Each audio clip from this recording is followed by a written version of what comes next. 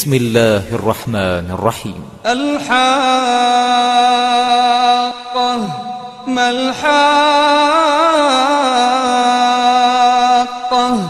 وما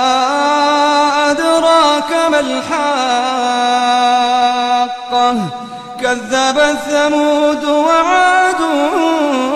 بالقارعة فأما ثمود فأهلكوا بالطاغية وأما عاد فأهلكوا بريح صرصر عاتية سخرها عليهم 7 ليال و8 أيام حسوما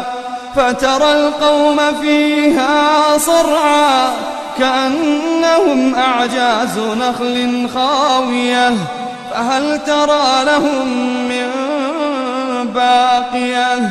وجاء فرعون ومن قبله والمؤتفكات بالخاطئة فعصوا رسول ربهم فأخذهم أخذة رابية إنا لما طغى الماء حملناكم في الجارية لنجعلها لكم تذكرة وتعيها أذن واعية فإذا نفخ في الصور نفخة واحدة وحملت الأرض والجبال فدكتا دكة واحدة فيومئذ وقعت الواقعة وانشقت السماء فهي يومئذ واهية والملك على أرجائها ويحمل عرش ربك فوقهم يومئذ 8 يومئذ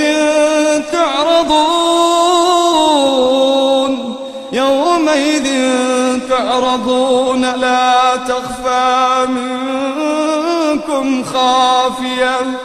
فأما من أوتي كتابه بيمينه فيقول هاؤم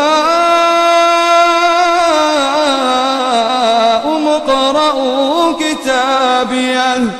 إني ظننت أني ملاق حسابيه فهو في عيشة راضية في جنة عالية قطوفها دانية كلوا واشربوا هنيئا بما أسلفتم في الأيام الخالية فأما من أوتي كتابه بيمينه فيقول هاؤم اقرءوا كتابيه إني ظننت أني ملاق حسابيه فهو في عيشة راضية في جنة عالية قطوفها دانية كلوا واشربوا هنيئا بما أسلفتم في الأيام الخالية وأما من أوتي كتابه بشماله فيقول يا ليتني لم أوت كتابيه ولم أدر ما حسابيه يا ليتها كانت القاضية ما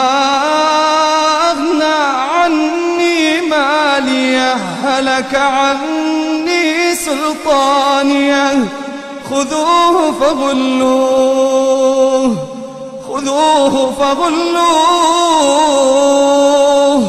ثم الجحيم صلوه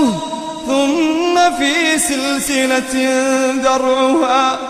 ذرعها 70 ذراعا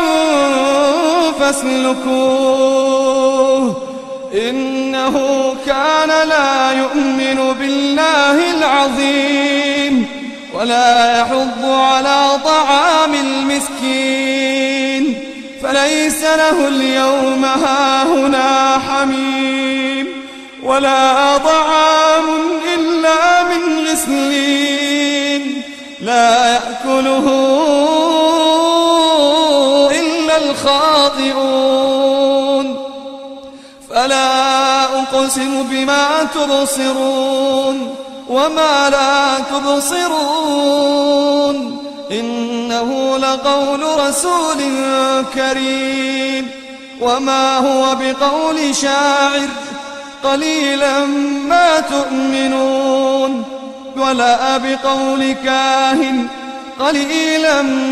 ما تذكرون تنزيل من رب العالمين ولو تقول علينا بعض الأقاويل لأخذنا منه باليمين ثم لقطعنا منه الوتين فما منكم من أحد عنه حاجزين وإنه لتذكرة للمتقين وإنا لنعلم أن منكم مكذبين وإنه لحسرة على الكافرين وإنه لحق اليقين فسبح باسم ربك العظيم.